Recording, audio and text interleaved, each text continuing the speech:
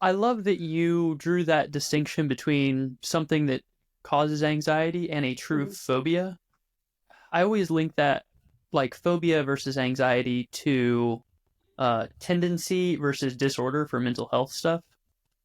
Oh, Because okay. a disorder is when it interrupts your normal life routine. Yes, very much so. So, for example, my mother has obsessive compulsive tendencies because she's a Hmm. clean freak, but she's not OCD because she still lives a normal life.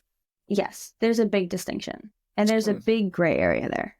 absolutely. So, someone can hate being sick, Hmm. someone can have a bunch of dread around it, but Hmm. whenever it's on their mind all the time and affecting the Yes. way they're living, is that Yes. when you would consider that to be emetophobia?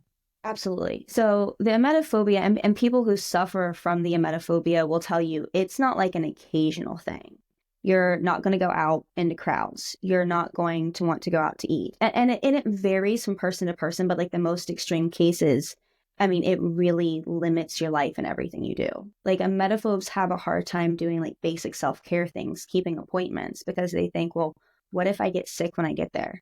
Like, what Mm-hmm. if I'm in the middle of getting my hair done and I get sick and I can't leave? So things that you wouldn't think would be related to the phobia or fear of vomiting, it impacts all of those things. So the way that you're explaining that, absolutely, it disrupts your life in really significant ways.